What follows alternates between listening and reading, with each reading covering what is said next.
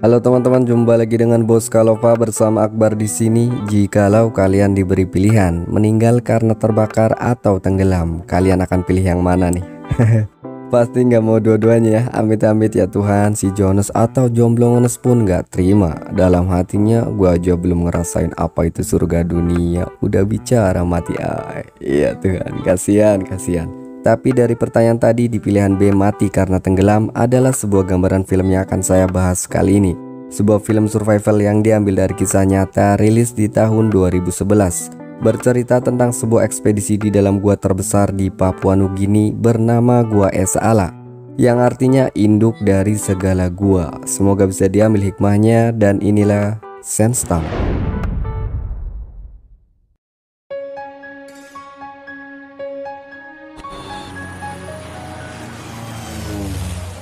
Berlatar di sebuah pelabuhan di Papua Nugini yang sekaligus menjadi tempat jual beli, terlihat suasana yang ramai penuh dengan rutinitas masing-masing.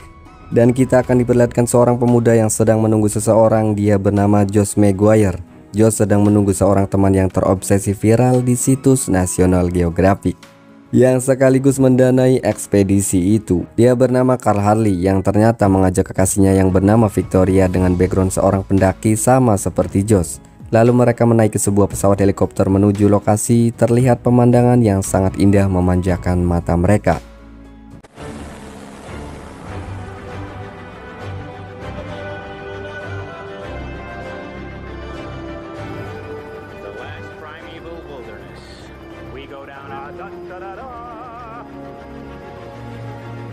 Well, I don't voluntarily.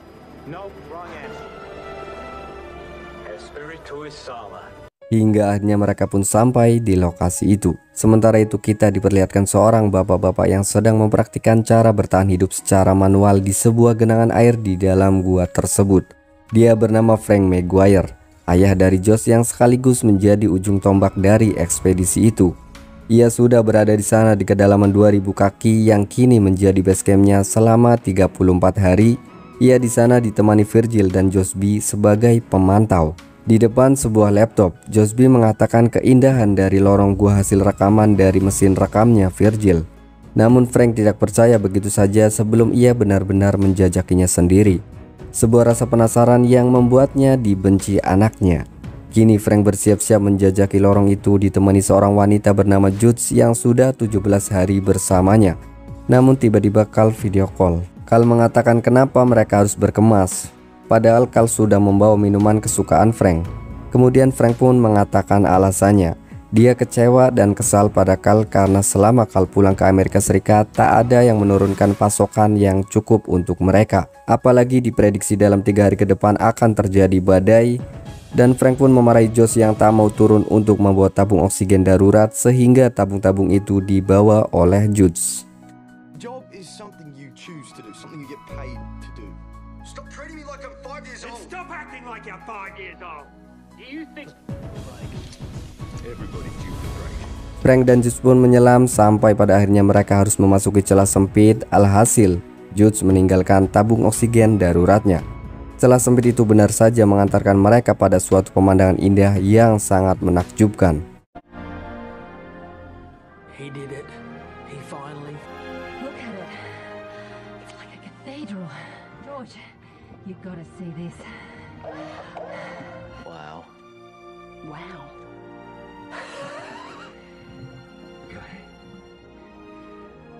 Namun tak mau berlama-lama, mereka berdua pun beranjak dari sana untuk kembali ke base camp. Tapi sialnya, terjadi kebocoran pada selang Judes. Menyadari hal itu, Frank berusaha berbagi masker dan menenangkan Judes. Namun karena Judes yang sudah terlanjur panik,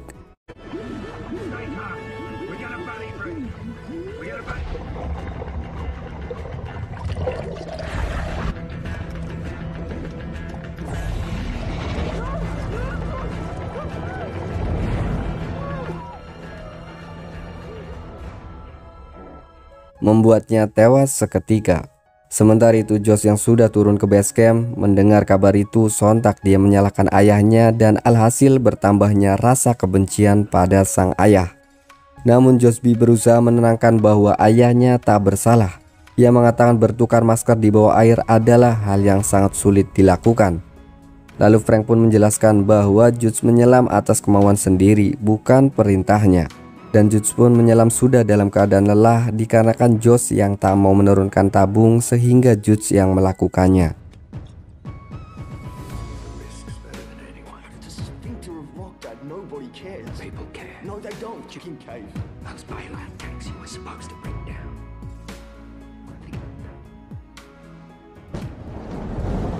Forward base, you copy? Pick up! Frank, can you hear me? There's nothing to be Di tengah itu di atas gua seseorang berusaha mengabarkan bahwa di atas sudah terjadi badai.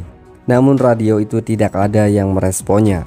Josh pun karena kekesalannya pada ayahnya dia beranjak dari sana. Namun tiba-tiba suara gemuruh terdengar sehingga mereka dilema antara terus melanjutkan ke atas atau kembali ke bawah untuk mengabarkan pada ayahnya. Namun air sudah terlanjur deras mengalir ke lorong itu sehingga 4 orang itu berpisah. 2 orang naik sementara Josh dan Luko kembali ke bawah. Di sisi lain Frank berusaha memanjat namun akan sangat sulit karena begitu derasnya air yang mengalir. Tapi beruntungnya Josh dan Luko datang, mereka mengulurkan tali untuk memanjat. Dan yang pertama disuruh memanjat adalah Victoria. Namun karena air yang begitu deras membuat batu yang dijadikan ikatan bergeser. Luko berusaha menahan sekuat tenaganya tapi dia hanyalah manusia biasa, bukan Ultraman. Hingga akhirnya dia pun tak kuasa lagi. Mereka bertiga terpental ke genangan air, namun sialnya Luko terbentur dinding gua berkali-kali.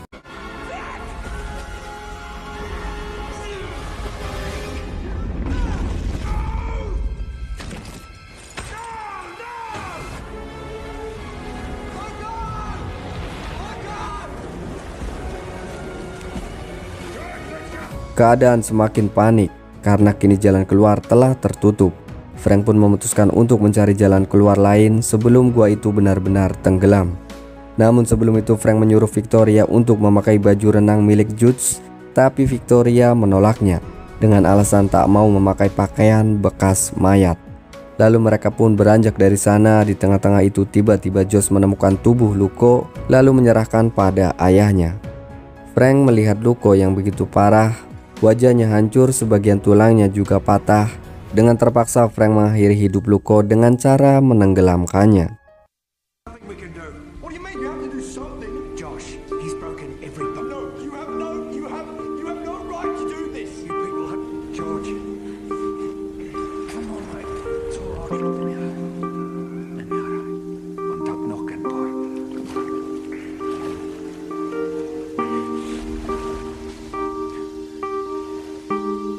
Kemudian mereka pun melanjutkan kembali untuk mencari jalan keluar, tapi tak terduga Josby yang saat itu berada di posisi paling belakang mengalami dekompresi yang membuatnya semakin melemah. Melihat hal itu, Josh yang saat itu berada di depannya sontak menghampirinya. Namun Josby menyuruh Josh untuk berjalan lebih dulu dan membiarkannya istirahat sejenak, yang padahal ternyata ini sengaja ia lakukan agar tidak menghambat mereka. Lalu Frank yang menyadari hal itu langsung kembali untuk mencari Josby. Namun ketika Frank dan Josh sampai, Josby lebih memilih untuk bersembunyi.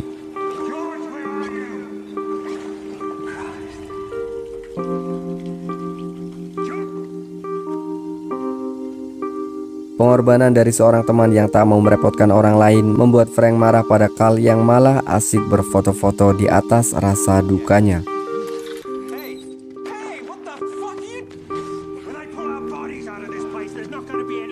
Setelah pertengkaran itu mereda, mereka pun melanjutkan lagi mencari jalan keluar.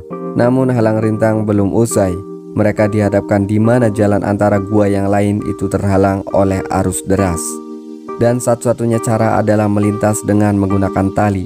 Joe sebagai pendaki tahu kalau ini adalah keahliannya. Frank yang awalnya sempat melarang karena dia khawatir, tapi akhirnya dia pun mempercayai keahlian anaknya.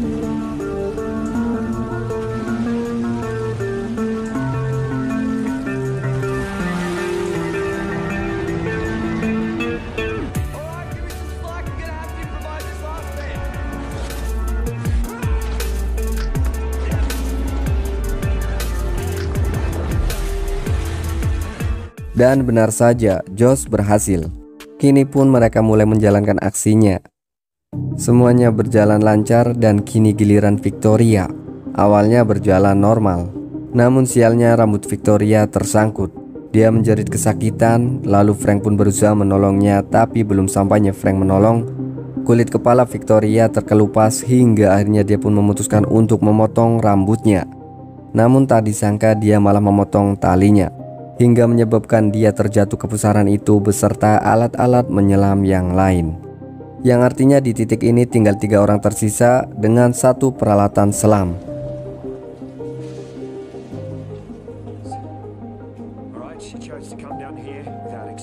Dan di posisi ini keadaan semakin panas. Frank meyakinkan meninggalnya Victoria karena salahnya sendiri yang kurang pengalaman. Melihat pernyataan itu, Carl tidak terima, tapi dia berusaha menahan emosinya.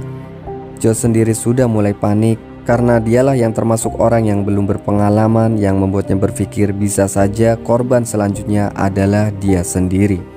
Namun Frank mencoba meyakinkan dan menenangkan Josh jika mereka akan keluar dengan selamat.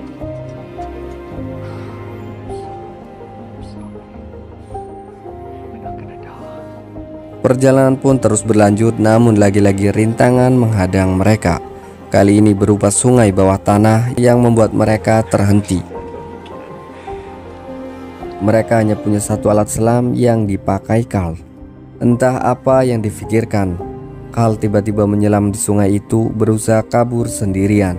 Lalu Frank pun berusaha mencegahnya, namun karena nafasnya sudah tidak kuat lagi, akhirnya dia pun kembali.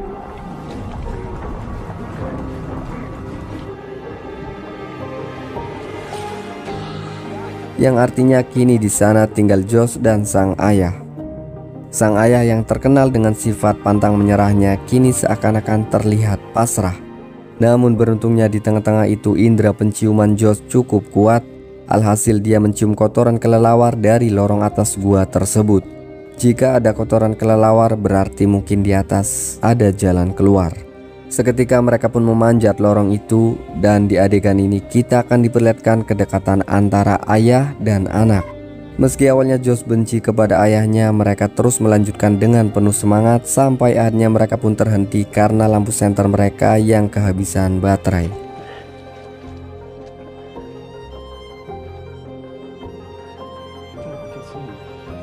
Dan tiba-tiba di sini Josh mengatakan bisa melihat ayahnya.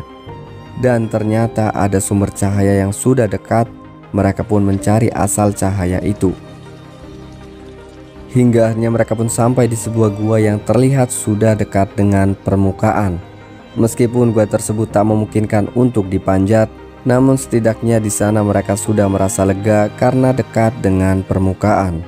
Dan Josh pun mengatakan pada ayahnya jika lubang itu tampaknya tidak tercipta secara alami, tetapi posisi tanah yang tak mampu menopang beban berat dari tank itu sehingga amblas. Lalu tanpa berpikir panjang mereka pun langsung mengambil bahan bakar dari tank itu untuk dijadikan obor sebagai penerang.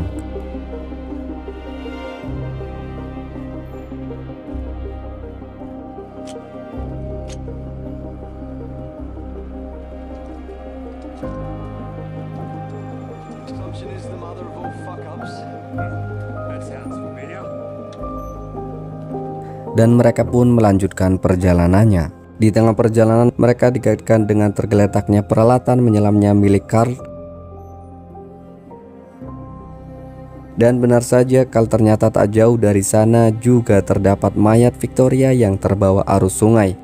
Namun di sini kita diperlihatkan karakter Carl yang berbeda dari Carl sebelumnya. Dia terlihat seperti orang depresi dan berbicara sendiri. Dan saat Josh sedang berbicara dengan Carl, Frank pun mengambil beberapa peralatan yang bisa ia gunakan. Lalu Frank pun mengajak Josh untuk meninggalkan tempat itu tanpa memedulikan Carl.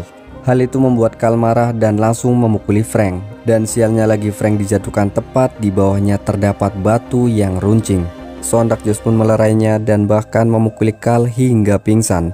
Namun sang ayah yang sudah tidak mampu bergerak karena tertancap tepat pada tulang belakangnya, menyuruh Josh untuk tetap berusaha keluar dari sana dan harus bertahan hidup.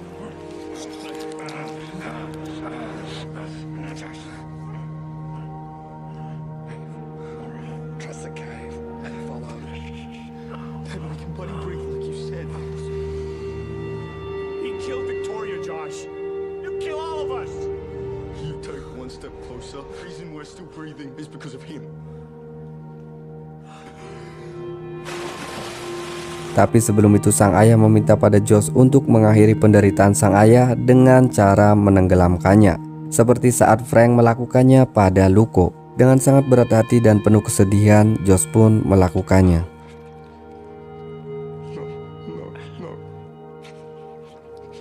I'll stay with you.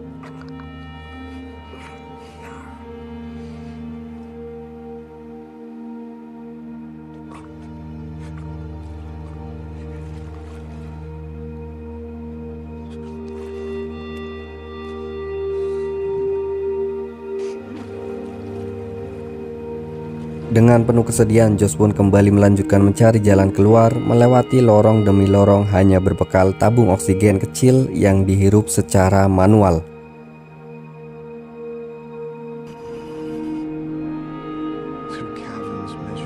Dan kini terlihat Carl yang sudah tewas mengambang di langit-langit gua. Dan terlihat Josh yang sudah kehabisan oksigen.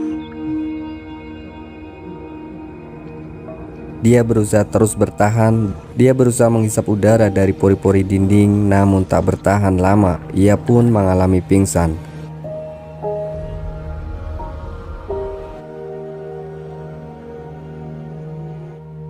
Namun bayangan-bayangan sang ayah datang untuk menyemangatinya.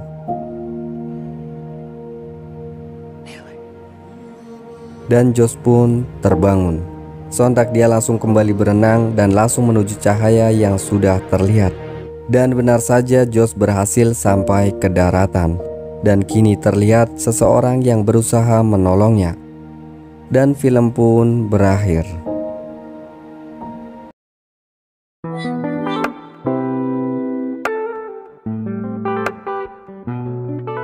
Film survival yang menegangkan dan lumayan bikin engap, tapi cukup menghibur.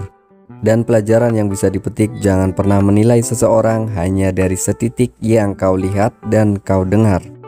Seperti halnya Josh pada ayahnya, ia awalnya membenci, namun setelah lebih mengenalnya, dia merasakan jiwa kepemimpinan dari sang ayah. Cukup sampai di sini dari saya. Jika ada salah kata atau apapun, saya mohon maaf. Jangan lupa bersyukur. Saya Akbar, sampai jumpa.